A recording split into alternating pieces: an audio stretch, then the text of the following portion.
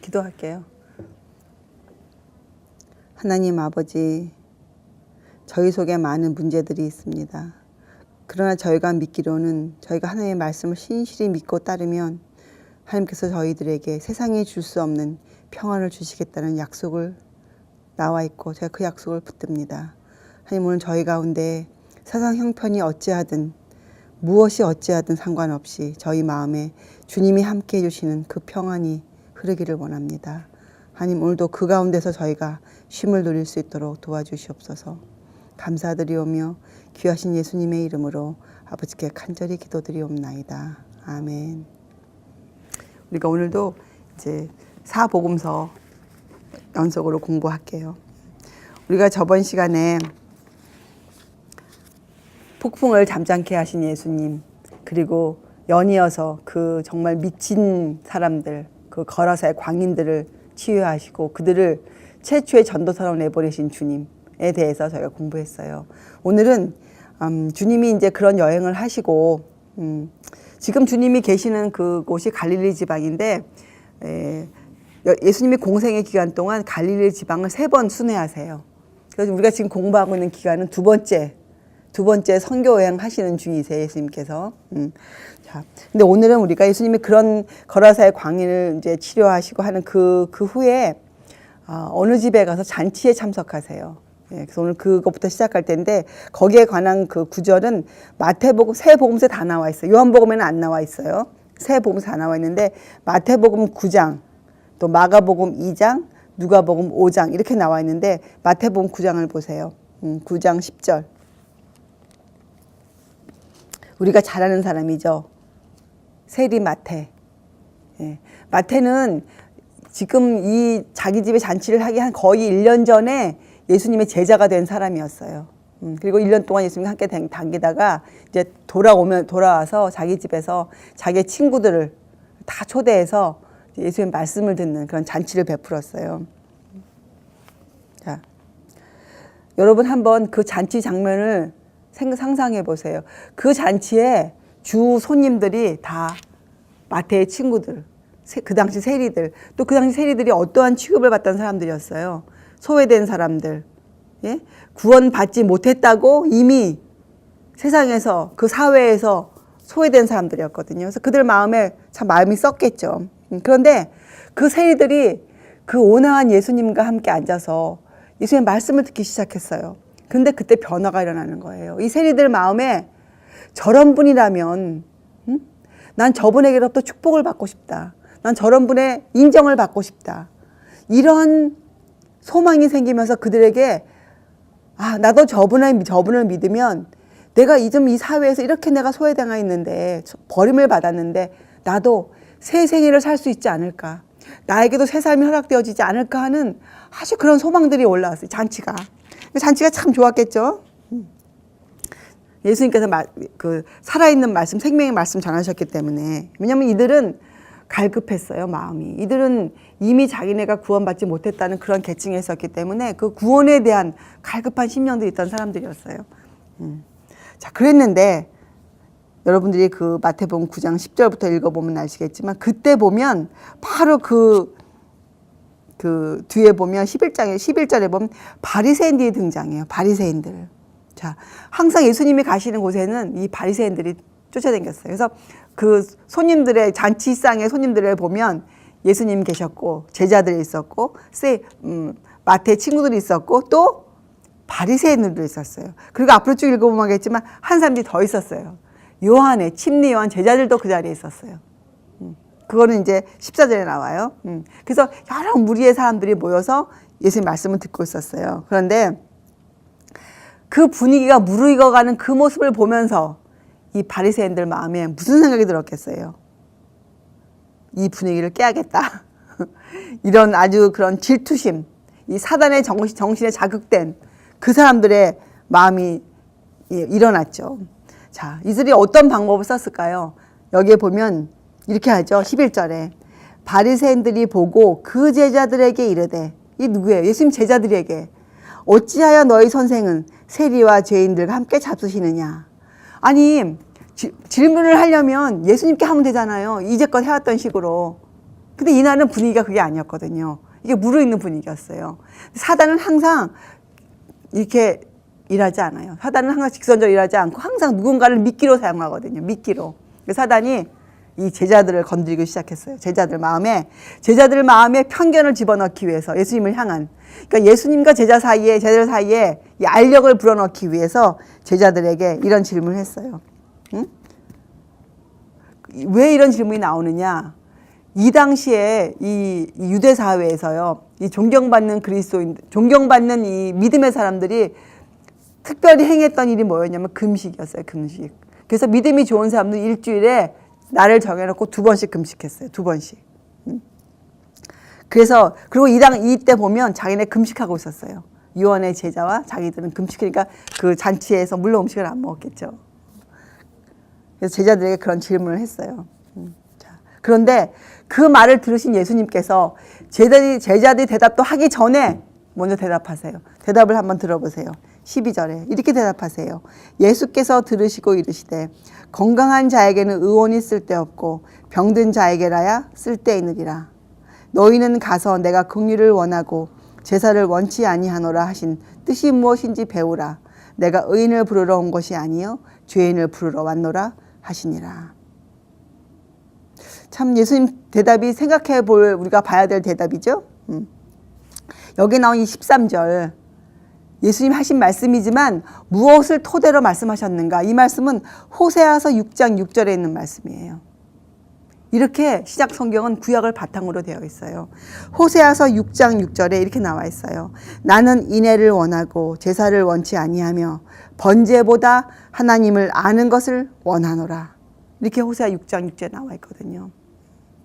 하나님은 우리에게 가장 원하는 게 뭐예요? 좀 알자. 나를 좀 알아다오. 나의 뜻과 나의 마음을 좀 알아다오. 그게 하나님의 소원이세요. 우리를 향한. 자, 이렇게 제자들을 했을 때 예수님 이런 대답하셨거든요. 이 대답을 우리가 앞으로 읽을 14절 계속 나오는 대답과 연결시켜서 저희가 공부할 거예요. 자, 이렇게 사단의 정신에 자극된 이 랍비들, 이 선생들, 유대 선생들이 예수님 제자들에게 이제 편견을 불러일으키려고 시도했고, 이제 그것이 실패로 끝나자 절대로 사단은 물러가지 않아요. 그 다음에 어디로 갔느냐. 제가 아까 설명했지만 이 자리에 보면 14절에 보면 또 나오죠. 그때의 요한의 제자들이 예수께 나와 가로되 그 손님의 자리에 요한의 제자들도 있었어요. 그런데 여러분 원래 요한하고 바리새인은 사이가 좋지 않았잖아요. 그런데 여기 보면 갑자기 보면 14절에 제자들이 하는 말이 우리와 바리새인들은 금식하는데 이게 함께 어느샌가 또 예수님을 대적하기 위해서 하나가 되어버렸어요. 요한의 제자들이. 응? 왜냐하면 이때 요한 제자들 마음에 불만이 있었어요. 예수님을 향해서. 무슨 불만?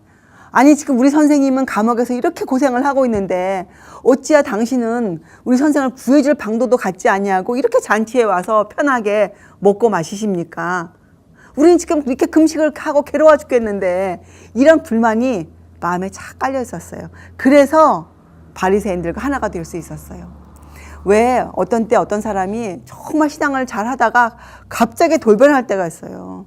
그때 왜 자세히 보면 그 사람 마음에 우리가 눈치챌 수 없었지만 어떤 불만이 있었어요. 항상 불만. 그래서 우리가 이 불만, 원망 절대로 마음에 갖고 있어서 안 돼요. 특히 하나님을 향해서. 근데 이때 요한 제자들이 그랬거든요. 그래서 그만 이 바리새인들이 그런 질문을 하는 거 듣고 제자들에게 어찌야 너희 선생은 죄인들과 함께 잡수시느냐. 요 말 듣자마자 이 요한 제자들 마음에 그 질문이 그 원망이 올라와 버렸어요. 자, 그랬는데 15절 예수께서 또 대답해 주세요. 저희에게 이르시되 혼인집 손님들이 신랑과 함께 있을 동안에 슬퍼할 수 있느뇨? 그러나 신랑을 빼앗길 날이 이르리니 그때에는 금식할 것이니라. 이렇게 금식에 대해서 설명을 해주세요. 설명을. 자, 근데 예수님의 답이 너희가 지금 하고 있는 금식은 여차여차 틀렸다. 그러니 이렇게 금식을 해라. 이렇게 답을 줄 것 같잖아요. 그게 왜냐면 금식에 대해서 물어봤으니까. 근데 예수님은 그렇게 대답하시지 않고 무엇을 설명하셨어요? 잘 생각해 보세요. 아주 중요해요. 예수님 여기서 무엇을 설명하셨냐면 혼인집 손님들의 이야기를 하셨어요. 왜 그러셨을까요? 지금 요한의 제자들에게 설명하고 있거든요. 자, 여러분 기억하실지 모르겠지만 예전에 이 요한 제자들이 요한이 감옥 가기 전에 불평을 한번 한 적이 있어요. 선생님, 사람들이 다 우리한테 침례 안 받고 다 절로 가요. 막 이렇게 불평을 한번 한 적이 있어요, 초기에. 그럴 때 요한이 자기 제자들에게 이렇게 설명했어요. 그래? 맞아. 그렇게 돼야 돼. 그때 요한이 요한복음 3장 29절에 이렇게 얘기했어요. 침례 요한이. 신부를 취하는 자는 신랑이나 서서 신랑의 음성을 듣는 친구가 크게 기뻐하나니 나는 이러한 기쁨이 충만하였노라. 그는 흥하여 하겠고 나는 쇠하여라 하리라. 이런 가르침을 주어서 자기 제자들에게. 그때 이 요한이 한 이 말은 자기 제자들에게 하였어요. 그러니 이 요한의 제자들이 지금 예수님 앞에서 예수님이 똑같은 예를 들어서 설명해 주잖아요.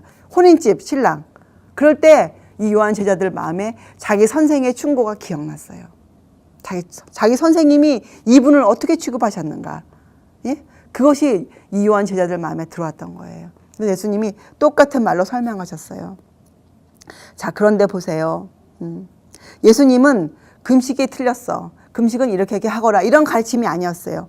예수님 무엇을 주셨는지 아세요? 금식을 설명하셨는데 그 금식에 대해서 이렇게 했잖아요. 신랑의 음성을 듣는 친구가 크게 기뻐하나니. 이 침례 요한이 설명한 그것을 가지고 와서 신랑과 함께 있을 동안에 슬퍼할 수 없다. 응?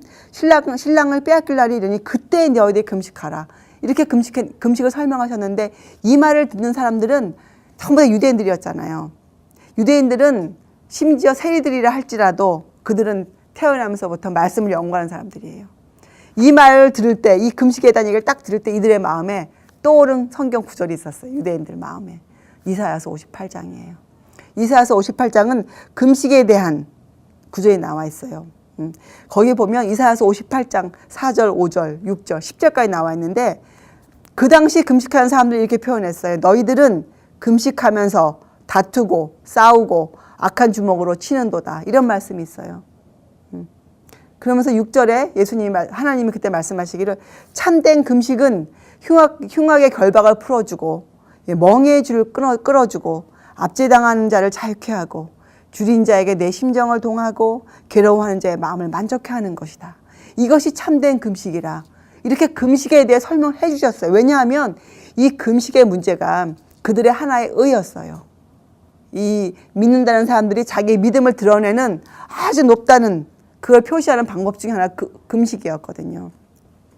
그래서 금식이 아주 중요해요. 지금도 교회에서 어려움이 생기거나 문제가 있을 때 사람들이 금식을 종종 하거든요. 또 금식을 하고 왔다 그러면 사람들이 다 참 저분은 믿음이 좋구나. 이렇게 우리가 인정을 해주는 것 중에 행위 중에 하나 금식인데 예수님은 금식을 그렇게 설명하시지 않으셨어요.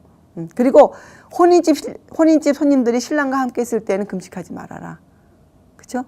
그렇게 얘기했거든요. 자, 예수님은 이 요한 제자들에게 또 듣고 있는 사람들에게 참 금식이 이렇다. 금식의 어떠한 이런 행위를 설명하신 게 아니에요. 예수님은 당신 자신에 관해서 당신의 사명을 설명하셨어요. 당신의 사명을. 여러분 뭔가 머리에 퍼뜩 떠오르지 않으세요? 예수님도 전도하실 때 다른 말씀하신 게 아니에요. 당신에 대해서 말씀하셨어요. 예수님 자신도. 내가 이 땅에 왜 왔으며 나의 사명이 무엇이며 내가 하고 있는 일의 성격은 이러한 것이다. 당신 자신에 관한 설명을 해주셨어요. 그러면 오늘날 우리도 전도할 때 무엇을 해야겠어요? 우리 다른 거 하는 게 아니에요. 우리도 예수님에 관해서 다시 재림을 설명할 때에도 예수님과 연결시켜서 예수님 복음과 연결시켜서 우리가 설명하는 것이에요. 예수님도 그렇게 하셨어요. 예수님은 참된 금식을 그리스도의 사업의 정신과 성격으로 설명해 주셨어요. 참된 금식은 그렇다. 그래서 우리도 그렇게 금식을 이해해야 돼요. 그리고 여러분, 우리가 왜 슬퍼할 수 없는지 아세요? 지금 예수님 저희와 함께 계세요? 함께 계시잖아요. 성령님을 통해서. 지금은 금식할 때가 아니에요. 아직은. 지금은 은혜의 기간이에요. 지금 우리가 기쁨으로 나가서 일을 할 때예요. 근데 여러분 왜 기뻐하는 줄 아세요? 우리가? 어떤 기쁨이 침례 요한에게 충만하였다. 침례 요한이 아까 그랬죠. 나는 이러한 기쁨이 충만하였노라. 제가 이런 생각이 들었어요. 당연하지. 우리가요, 구원은 선물이잖아요. 선물. 예? 값이 없는 선물. 값을 매길 수 없는 선물이에요. 자, 그러면 정말 내가 진정한 선물의 의미가 뭐예요? 선물의 의미. 아니, 선물 받으면 우리 안 기뻐요? 정말 근데도 그 선물 중에서도 내가 원하는 선물, 내가 꼭 갖고 싶은 선물 받았을 때 우리 마음이 어때요? 너무 기쁘죠. 바로 그 기쁨을 얘기하고 있는 거예요. 그래서 이 기쁨은 구원이 선물인 것을 인정해야 되고 그것이 값이 얼마하다는 것을 아는 자들이 기뻐할 수가 있어요. 그 기쁨을 누릴 수가 있는 거예요. 진정한 기쁨을 알 수가 있는 거예요. 그래서 이 구원에 대해서 이해가 없으면, 예수님에 대한 지식이 없으면 선물이 기쁘지가 않아요. 선물의 값어치 없이 선물을 팽개치는 거예요. 어떤 사람들 선물 받았는데 원치 않는 거 받을 때 표정이 다 어떻습니까? 선물임에도 불구하고 기쁘지 않잖아요. 구원도 그래요. 그래서 구원을 선물이라고 하셨어요. 구원은 선물이에요. 우리가 기뻐해야 돼요. 왜냐하면 우리가 원하는 자들이었기 때문에. 여러분, 하늘에 값이 있을까요? 아니, 우리 예수님 계신 곳, 하늘에 성소가 있는 저 하늘에 값이 있을까요? 값이 없다고 나와 있죠. 근데 값을 매길 수가 있어요. 우리 믿음의 선배가 말씀하시기를 하늘의 값은 예수님이시다 그러셨어요. 무엇과도 바꿀 수가 없죠. 우리가 예수님을 도대체 어떻게 값을 매길 수가 있겠어요. 그래서 하늘의 값은 예수님이시다. 제 마음에 아주 큰 감동이 밀려오더라고요. 그렇구나. 우리 주님이시구나. 그 주님이 당신의 피로 우리를 구원해 주셨는데 그 피의 공로로 우리가 마땅히 기뻐해야지. 우리의 기쁨이 충만해야지. 지금은 금식할 날이 아니에요. 지금은 언제 우리가 앞으로 금식할 것인가. 환난이 다가올 때, 예, 우리가 그 예수님 없이 우리의 힘으로 서야 할 때 우리 그때 금식해야 돼요. 그때 우리가 금식해야 돼요.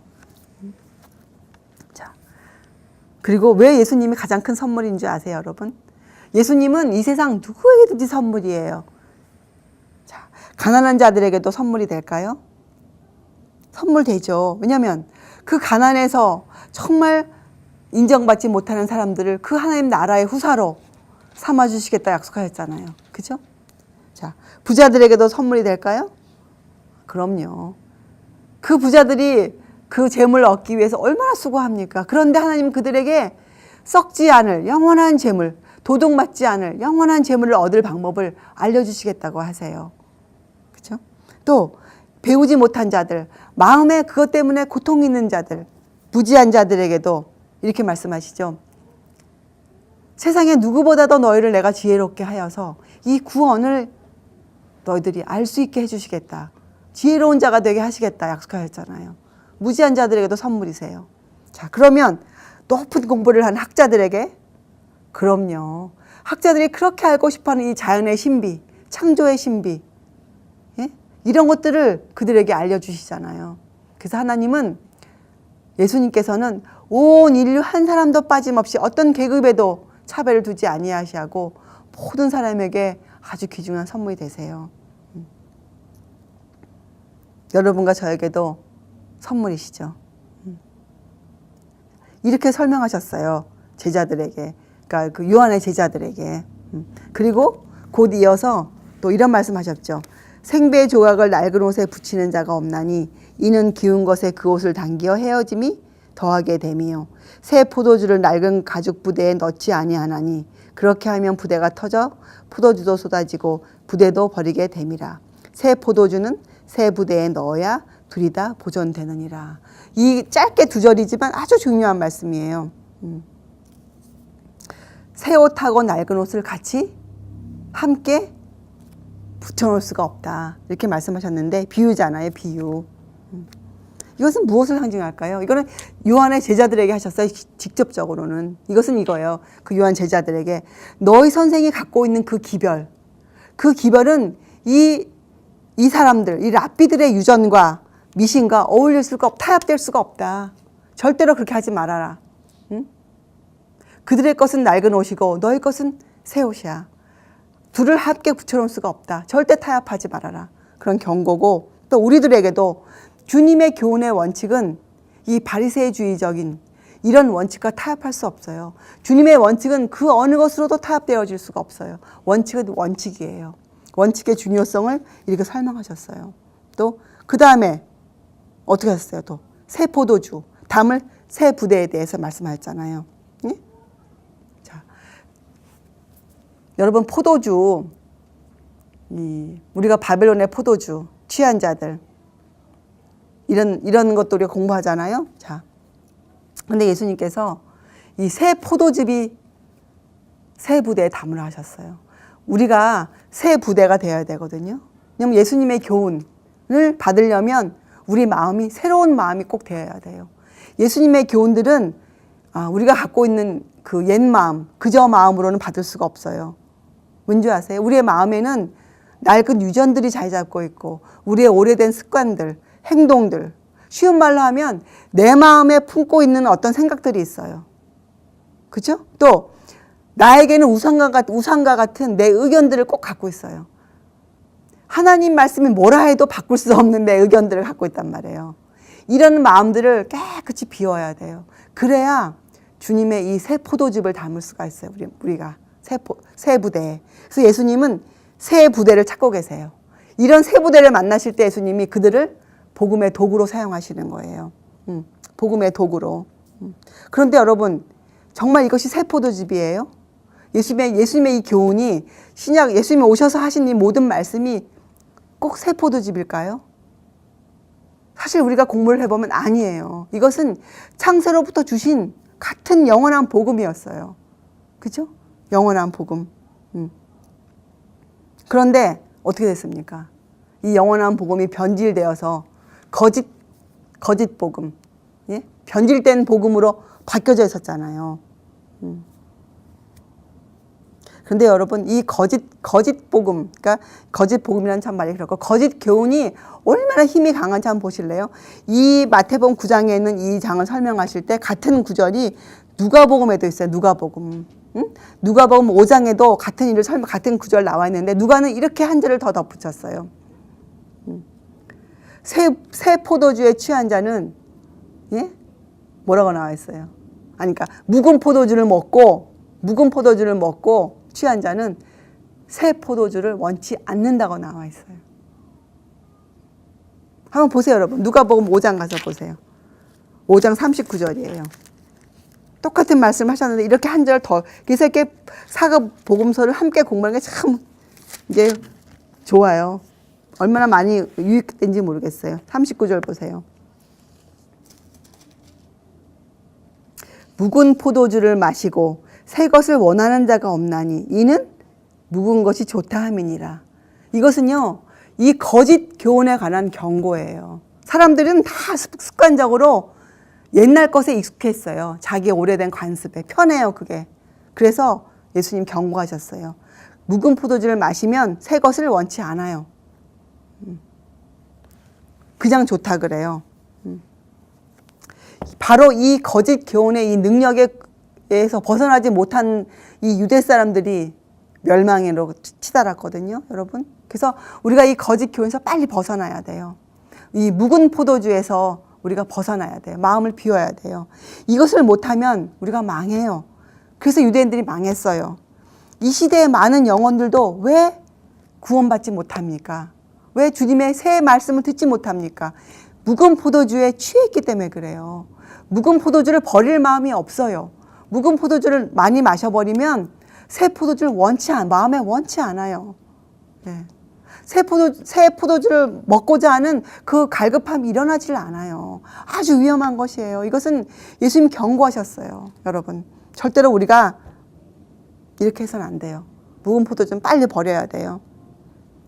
그런데 우리가 오늘 공부한 이 금식에 대한 교훈, 그렇죠? 또 이 묵은 포도주, 새 옷과 낡은 것에 이런 것의 비유, 이걸 통해서 예수님 뭐 하셨는지 아세요? 그 낡은 것과 새 것의 분리를 정확히 해놓으셨어요. 예? 인간의 유전과 하나님의 말씀의 이 사이에 완전한 그 갈라섬을, 절대로 그 둘 사이에서는 타협이 있을 수 없어요. 절대로. 그 둘을 타협하기 위해서 전도를 빌미로 그 둘을 타협하기 위해서 애쓸 이유가 전혀 없어요. 그건 예수님이 금하신 것 중에 하나예요.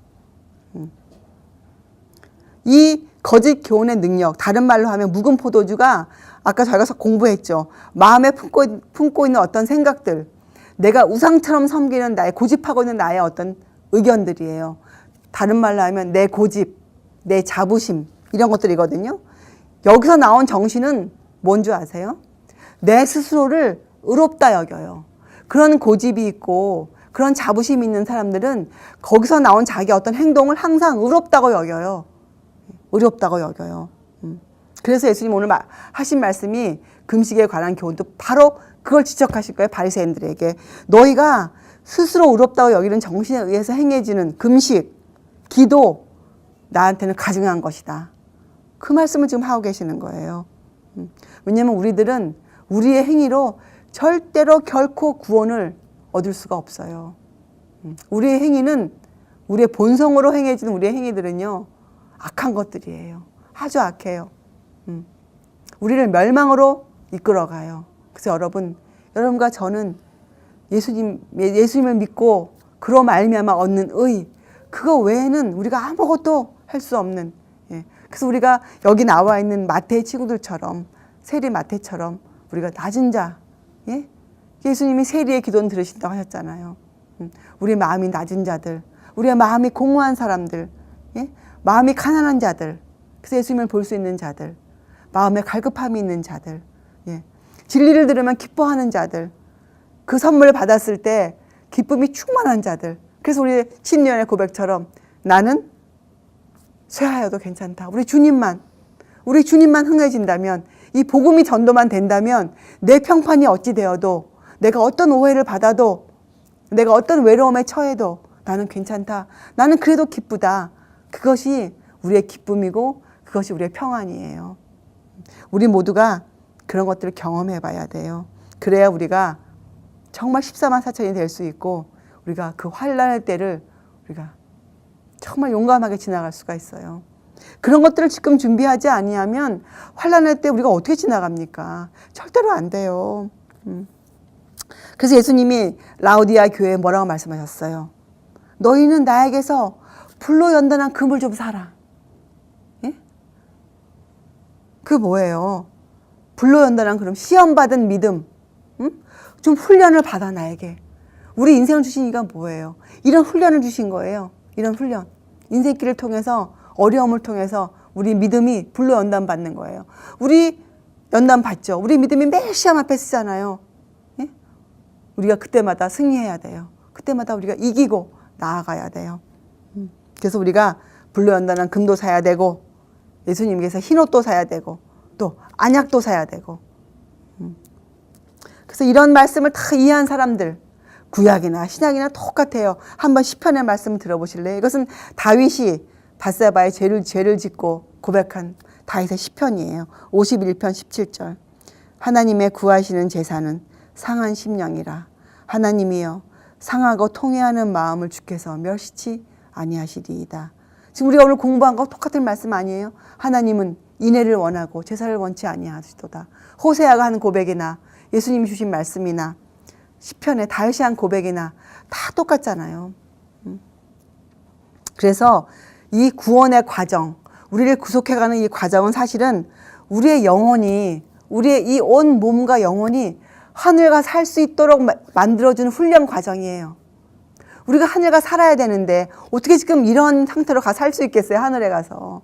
사실 우리가 인내할 수 있는 이유는 뭔지 아세요? 이러한 기쁨이 우리에게 있는 것이에요. 우리가 조금만 참고 지나가면 우리는 하늘 가서 영원히 산다. 그래서 우리가 지금 훈련받고 있는 것이야. 그래서 우리가 참을 수 있는 거예요. 그 힘으로. 우리가 참아내야 돼요. 참음은 참아내는 것이에요. 인내는 능력이 필요해요. 능력. 그리고 이 훈련은 여러분 이제 아시죠? 우리가 무엇을 훈련받는 거예요? 우리가 믿음이 올 때 무엇으로 우리가 훈련받아서 이겨나가야 됩니까? 믿음으로 말미암는 의, 하나님의 말씀이잖아요. 그래서 이 훈련은 하나님을 아는 지식, 그의 보내신 자, 그리스도를 아는 지식을 얻어가는 것이에요. 우리가 성경을 어찌 연구 안 할 수가 있겠어요? 이런데. 이 훈련 과정에서는 성경 연구가 필수 과목이에요. 하나님을 알지 못하고서는 우리가 이 훈련을 통과할 수가 없어요.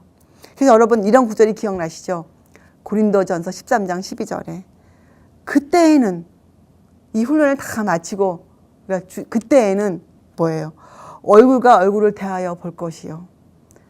그때에는 끝에 주님을 내가 온전히 알리라. 주님이 나를 아신 것처럼 내가 주님을 온전히 알리라. 지금 우리가 어떻게 해요? 거울을 보는 것처럼 희미하다 그랬어요, 사도 바울이. 그렇지만 그때에는 우리가 이런 훈련을 받아가면 주님을 그때에는 제가 예전에 믿음이 없을 때 이 고린도전서 읽을 때마다 주님 오시면 내가 알겠지 뭐. 나 이렇게 생각했거든요. 그냥 어렴풋이. 아니에요. 안다 하는 것은 우리 주님이 무엇을 좋아하시고 우리 주님이 무엇을 싫어하시고 주님은 사업을 이렇게 하시고 주님의 마음을 속속들이 아는 거예요. 그게 아는 것이에요. 그게. 그래서 사도 바울이 고백한 거예요. 그때에는 얼굴과 얼굴을 마주 대하여 보듯이 주님을 알 것이다. 주님을 나를 아는 것처럼 내가 온전히 주님을 알리라. 이렇게 고백하실 거예요. 우리도 이 성경을 통해서 주님 오실 때까지 우리가 게을리하면 안 돼요. 열심히 여러분 정말 열심히 성경을 읽고 연구하고 네? 선배들의 글을 읽고 또 그렇게 하면 우리 인생에요. 시험이 다가와요. 평탄하지가 않아요. 잔잔한 방 같지가 않아요. 매일매일 작던 크던 시험이 들어오거든요.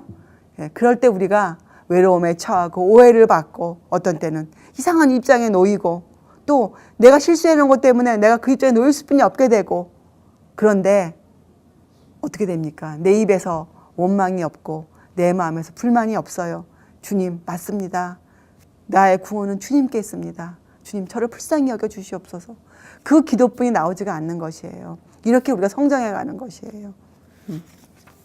이렇게 요한 제자들에게도 예수님이 아주 자세히 설명해 주셨어요. 자, 그래서 참된 믿음은 성경의 약속과 성경에 있는 법도 율법에 근거를 두고 있어야 해요. 우리가 믿는 믿음은 하나님 말씀 안에 어떤 누구의 말이 아니에요. 어떤 내 의견이 절대로 아닙니다. 성경에 나와 있는 하나님의 약속과 하나님의 법에 확실한 원칙을 두고 있어야 돼요. 이 원칙에는 절대로 타협하지 말아야 돼요. 침례 요한의 참 그 충성이었죠. 그 원칙에 타협하지 않는 것.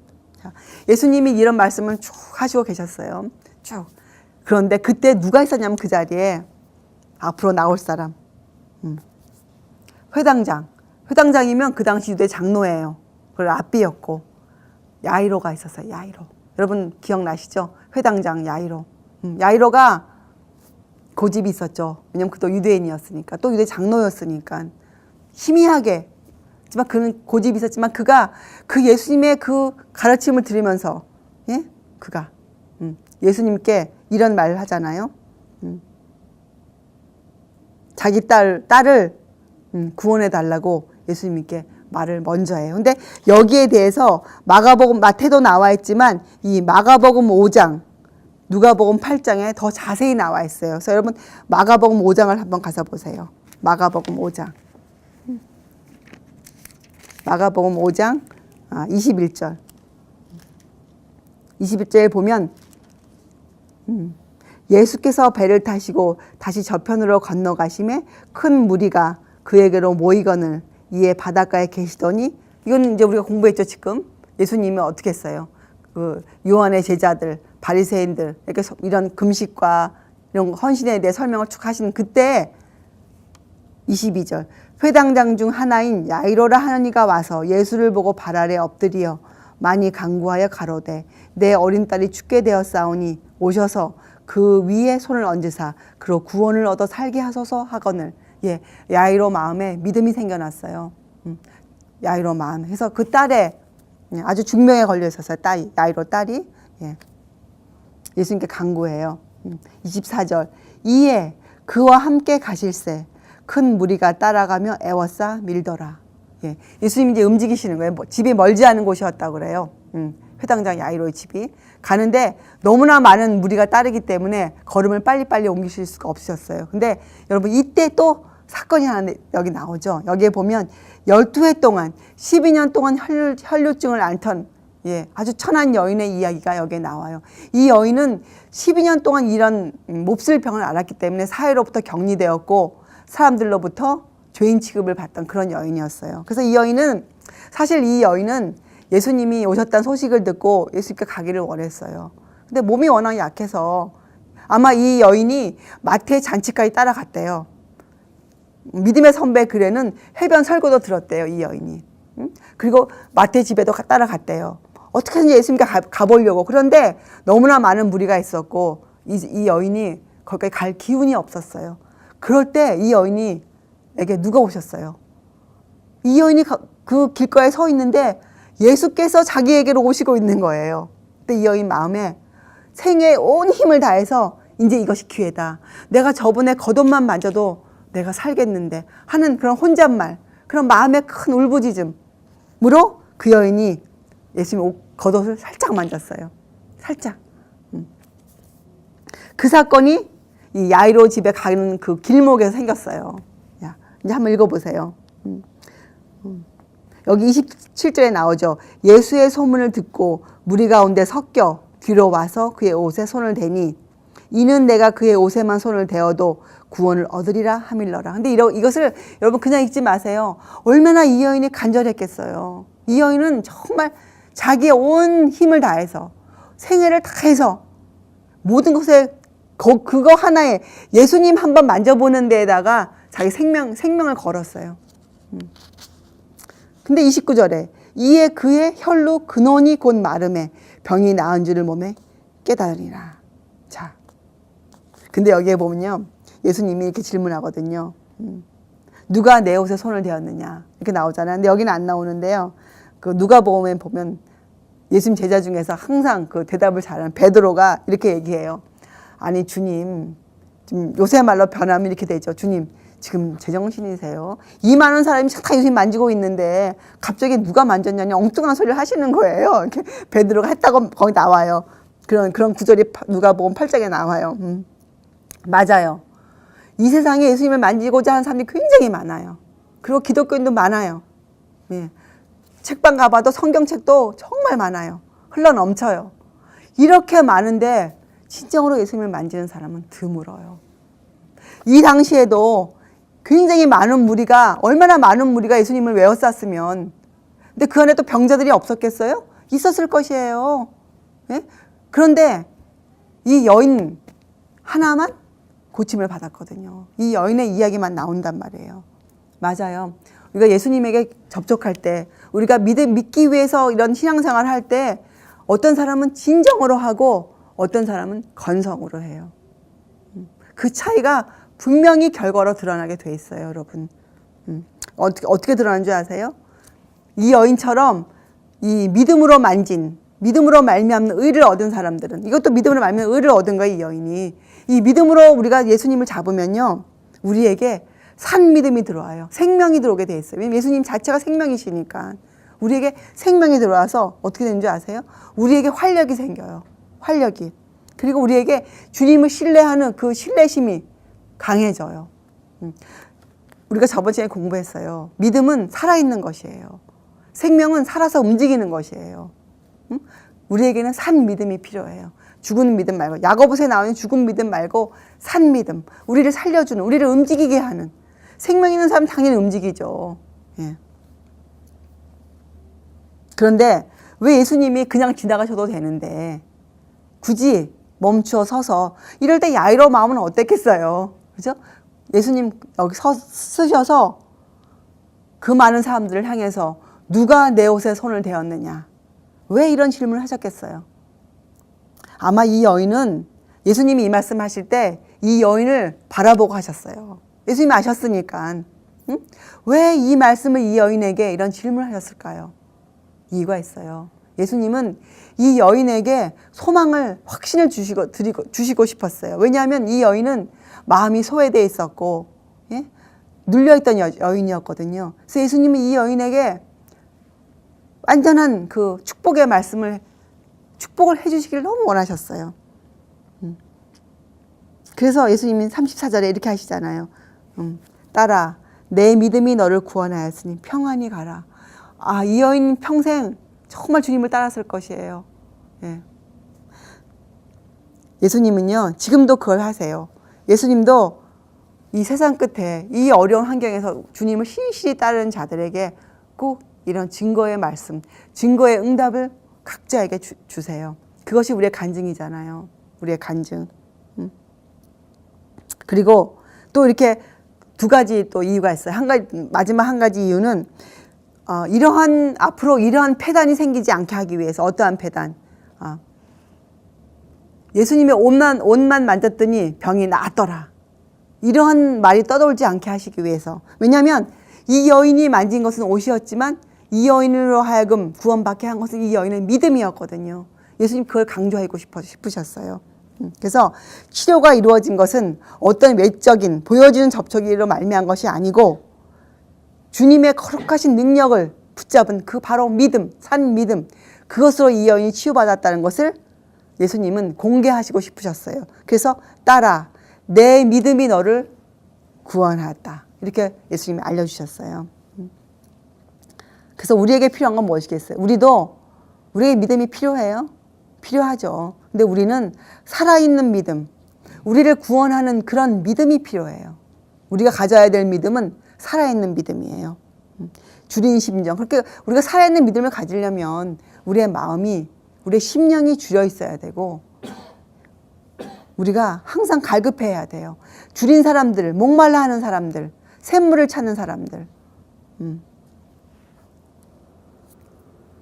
그래서 그래야 우리가 그 생수를 마시잖아요. 생수. 생명수가 우리 마음에 들어오게 돼 있잖아요. 그리고 우리가 이런 믿음을 갖고 있으면 그런 사람들에게는 꼭 간증이 있어요. 주님이 나에게 이렇게 행하셨다. 이런 간증이 있거든요.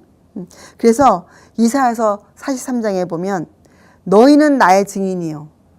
이렇게 나와 있는 구절이 있어요. 나는 하나님이라. 하나님은요, 그런 간증을 들으시기를 너무 기뻐하세요. 그리고 우리의 의무예요. 하나님이 우리에게 어떻게 행하셨다. 하나님의 신실하심, 하나님의 미쁘심을 세상에 널리 전하는 것. 그것도 전도의 한 부분이에요. 우리의 간증. 그래서 어느 선배가 말씀하시기를 전도 중에 가장 유익한 무기는 살아있는 그 사람의 간증이라고 하셨어요. 간증. 그리고 우리가 이런 것들을 기억하는 것이 내 신앙생활에 얼마나 유익된지 몰라요. 내가 낙심을 되려고 할 때, 내가 좀 외로울 때 주님이 나에게 어떠한 일을 행하셨는가, 주님이 나를 어떻게 치료해 주셨는가, 이것을 매일매일 기억하는 것, 그 은혜에 보답하는 거예요. 그래서 이런 구절이 있어요. 시편 116편 12절과 14절에 시편 기자도 이렇게 얘기하셨어요. 여호와께서 내게 주신 모든 은혜를 무엇으로 보답할꼬? 내가 구원의 잔을 들고 여호와의 이름을 부르며 여호와의 모든 백성 앞에서 나의 서원을 여호와께 갚으리오다.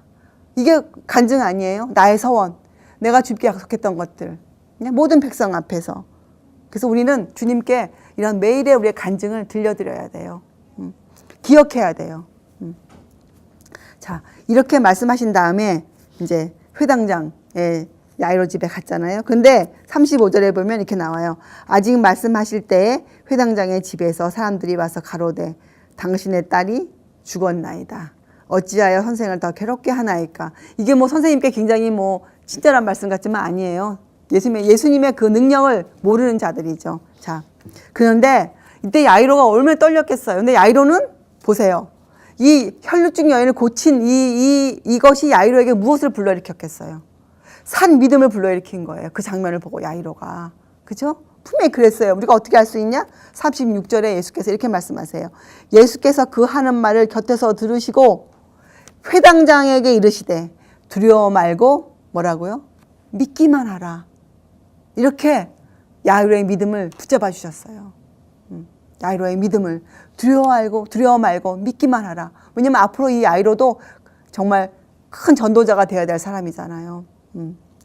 그리고 30절에 7절에 베드로와 야고보의 형제 요한 이 세 사람을 데리고 야이로의 집에 가요. 그래서 그 딸 방에 가서 어떻게 합니까? 그 다음부터 여러분 잘 아시죠? 갔더니 뭐 울고 난리가 났죠.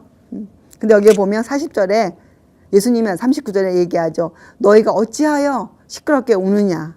이 아이가 죽은 것이 아니라 잔다 하시니 40절에 뭐라고요?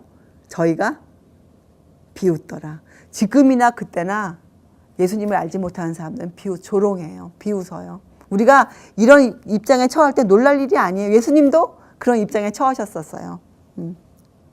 자, 예수께서 그 아이를 다 데리고, 아니 그 베드로, 야고보, 요한만 데리고 또 그 아이의 부모들을 데리고 그 방에 가서 어떻게 합니까? 아이의 손을 잡고 달리다굼. 여기 번역하면 뜻이 나와 있어요. 번역이 뭐예요? 소녀야, 내가 내게 말하노니 일어나라. 요 한마디에 죽은 아이가 깨어났어요. 그리고 예수님이 얼마나 자비로우신지 자상하신지 모르겠어요. 43절에 어떻게 얘기해요? 소녀에게 먹을 것을 주라. 무엇이 필요한지 아시는 분이세요. 무엇이 필요한지 우리에게. 자, 예수님이 이제 이 일을 다 하신 다음에 한 가지만 더 하세요. 우리 오늘 이 한 가지까지 공부할 것인데, 그 다음 장에 이 6장하고 누가 마가복음은 이어지지가 않아요. 이 순서적으로는 예수님이 딱 그렇게 하신다. 이럴 자리에 밖에 누가 있었겠어요? 이 야이로 집까지 누구들이 따라갔겠어요? 어떤 사람들이? 아까 질문했던 바리새인도 있었을 것이고 요한의 제자들도 있었잖아요. 그때. 그런데 그 다음에 요한 제자들과의 이야기가 하나 더 나와요. 마태복음 11장을 가서 보세요. 마태복음 11장. 이때에는 요한의 제자들이 나오는데 한 가지 질문을 가지고 나와요. 11장 2절.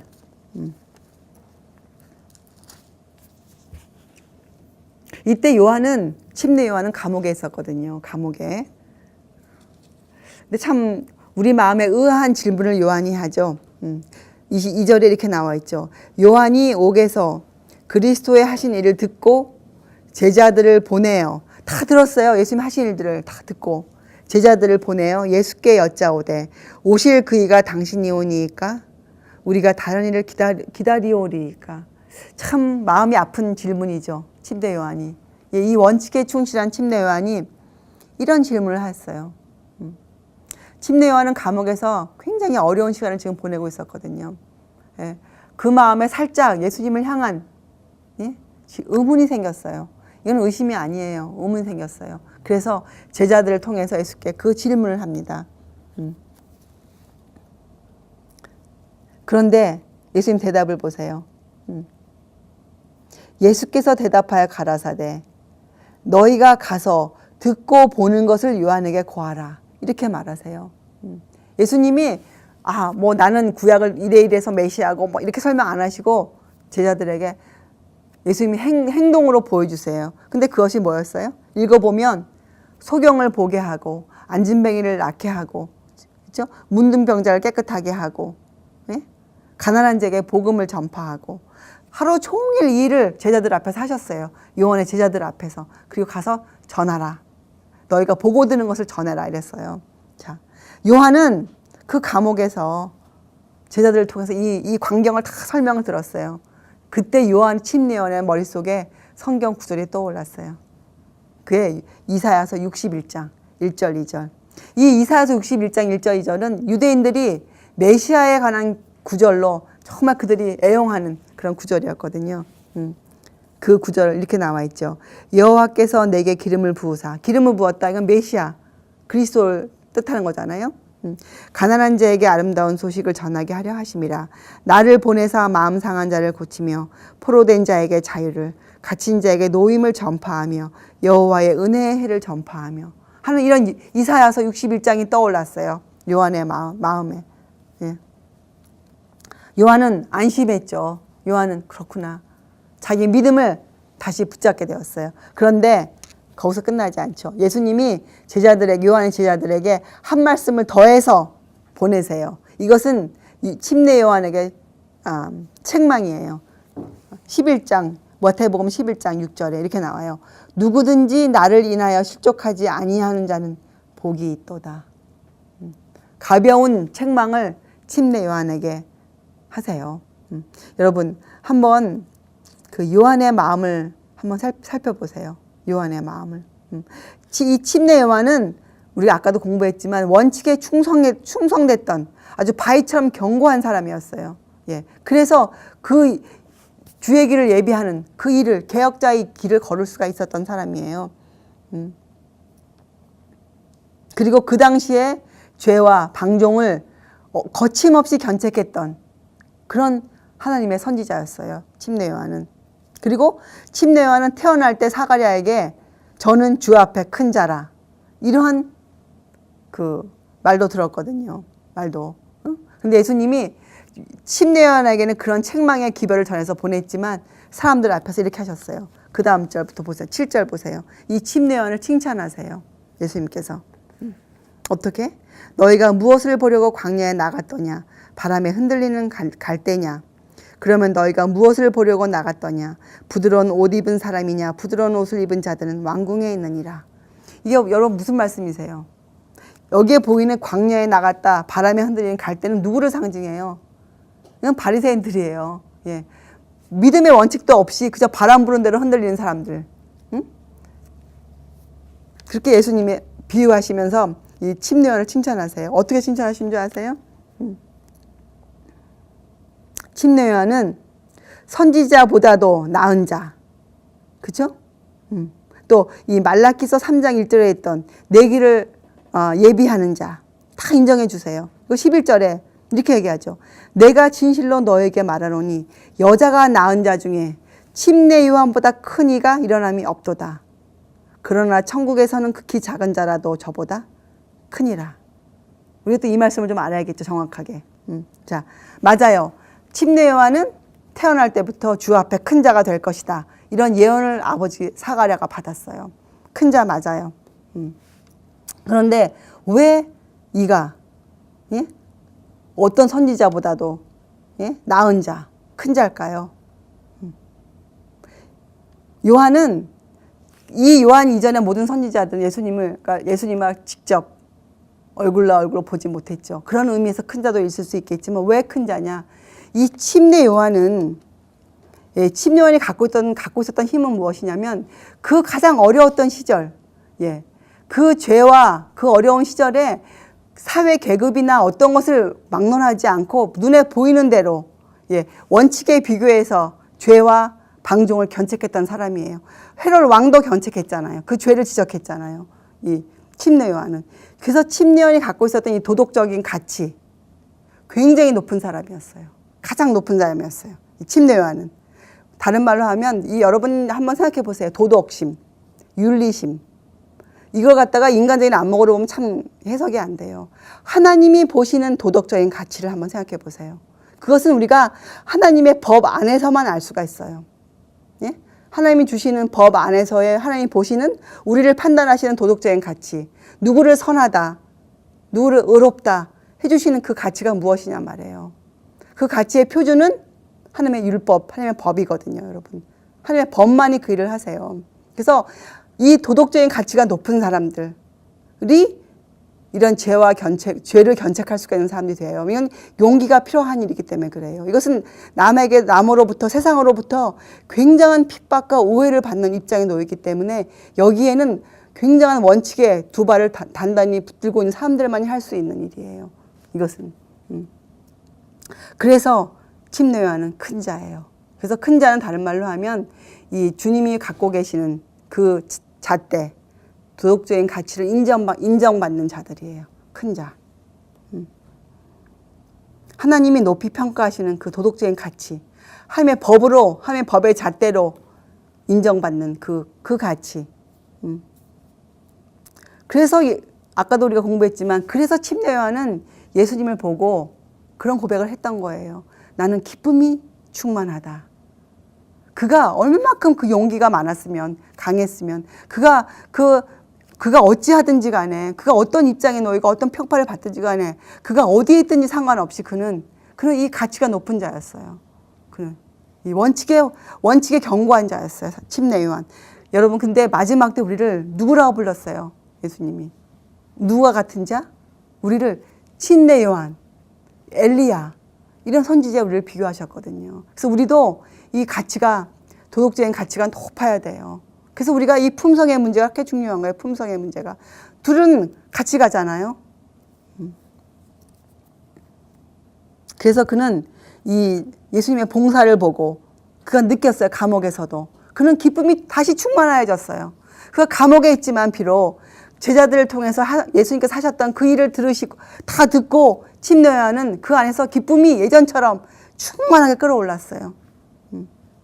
그런데 천국에서는 극히 작은 자라도 저보다 크니라. 아, 이게 어떻게 된 거예요? 예? 천국에서는. 이 천국은 어떤 천국이었어요? 이제부터 시작되는 은혜의 왕국. 예. 예수님이 그 마음으로 계신, 임재에 계신, 예수님과 함께 있는 그 은혜의 왕국이에요. 그 은혜의 왕국에서는 우리 누구보다도 다 침례요한보다 큰 자들이에요. 예. 왠지 아세요?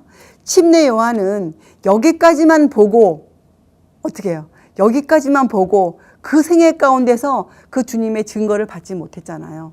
침례 요한은 목 잘려 감옥에서 죽었잖아요. 침례 요한은. 그런데 여러분과 저의 인생길에서는 어떻게 됩니까? 하나님의 그 능력의, 그 크신 능력의 사랑의 증거가 우리를 통해서 세상에 증거되어져야 되잖아요. 우리를 통해서. 그래서 우리가 침례 요한보다 큰 자예요.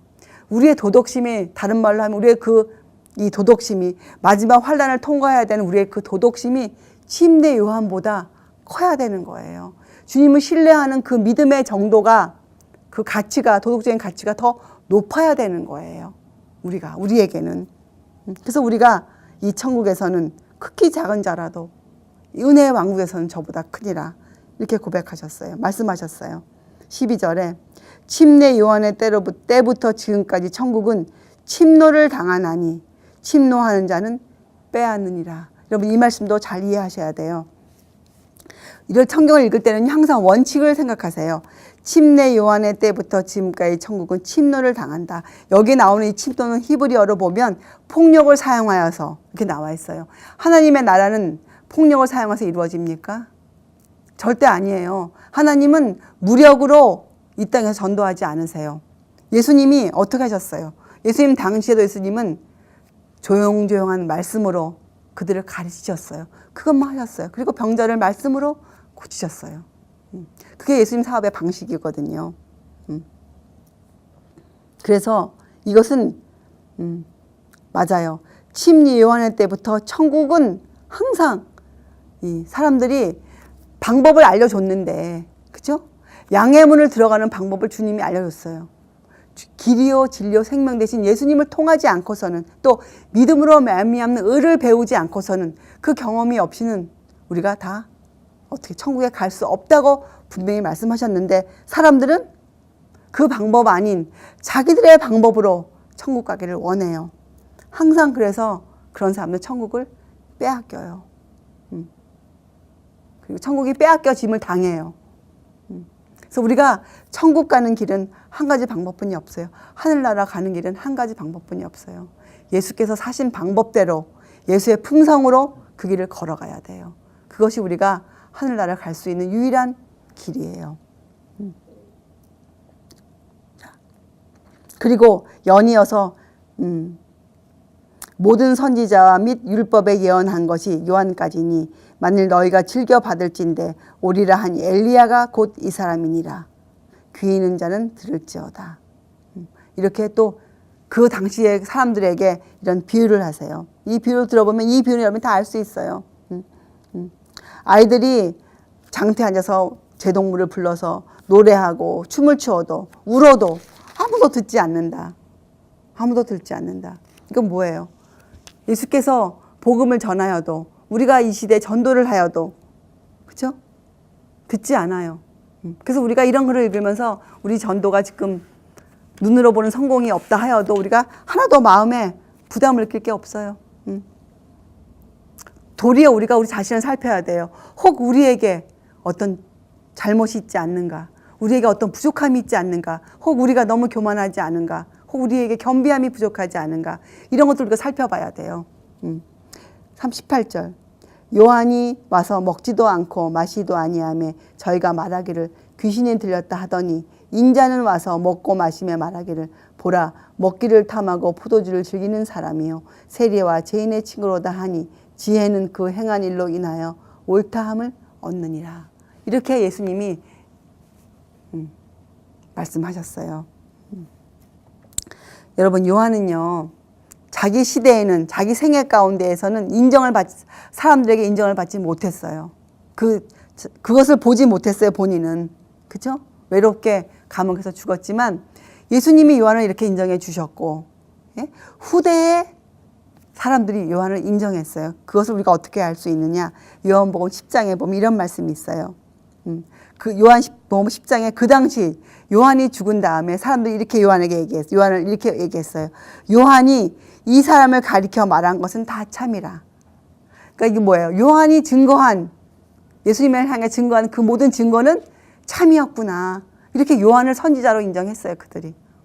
후대 사람들은. 그래서 요한은 이런 약속을 받은 자였어요, 요한도. 그래서 우리는 지금 증거를 보고 있잖아요.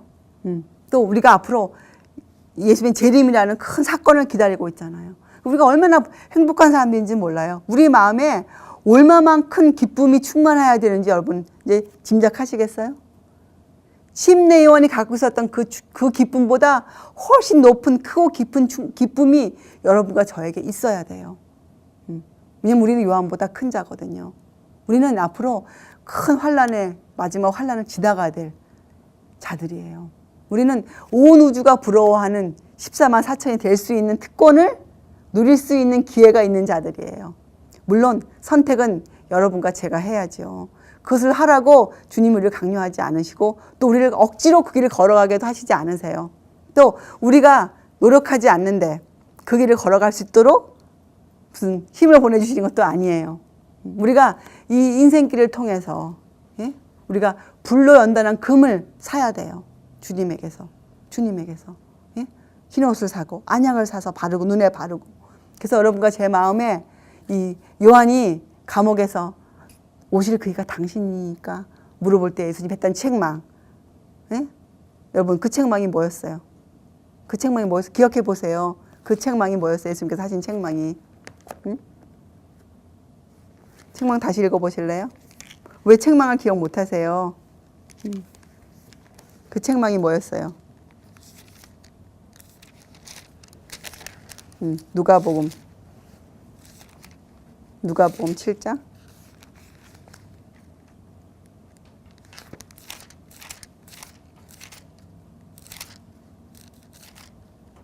음. 23절. 누구든지 나를 인하여 실족하지 아니하는 자는 복이 있도다. 여러분 이거 생각해 보세요. 예수님 믿는다고 하면서 어떠한 자기의 뭐가 통과되지 않았다고 그래서 예수님한테 원망하고 불만하고 그것 때문에 우리가 돌아서고 우리가 그렇게 할 수 없잖아요. 예수님의 경고예요. 예수님의 경고. 우리는 요한처럼 이 원칙에 큰 충성심이 있어야 돼요. 그래야 우리가 앞으로 우리에게 다가올 환난을 지나갈 수가 있어요, 여러분. 꼭 명심하세요. 그리고 오늘의 참 좋은 말씀. 하늘의 값은 예수님이시다. 여러분이 어려우실 때마다 하늘을 바라보시고 하늘에 계신 우리 예수님, 또 내 안에 계신 예수님, 그 어마어마한 값을 주고 우리를 사주신 예수님을 기억하시기 바랍니다. 기도하시겠어요? 하나님 아버지, 저희들에게 값으로 매길 수 없는 우리의 구세주 주님을 우리에게 주셨습니다. 그리고 항상 저희와 세상 끝날까지 너희와 함께 있겠다고 하신 주님의 약속도 또한 주셨습니다. 하나님 저희가 부족하고 저희가 참 어찌하지 못해서 저희가 매일의 생활 가운데서 많은 실수가 있고 부족함이 보입니다. 주님 저희를 불쌍히 여기시고 저희를 구원하여 주셔서 저에게 산 믿음을 허락하여 주시옵소서. 저희가 지나가는 인생길에서 주님을 특별히 꼭 붙잡고 저희가 이 길을 걸어갈 수 있도록 저희의 모든 가정들을 지켜주시옵소서. 제가 온전히 주님을 의지하고 살기를 원합니다. 주님 저희들을 정말 구원해 주시고 저희가 주님이 주시는 그 기쁨으로 충만한 가운데 이 사업도 저희가 성공적으로 저희가 행하여 갈 수 있도록 저를 인도하여 주시옵기를 사랑이 많으신 예수님의 이름으로 아버지께 간절히 기도드리옵나이다. 아멘.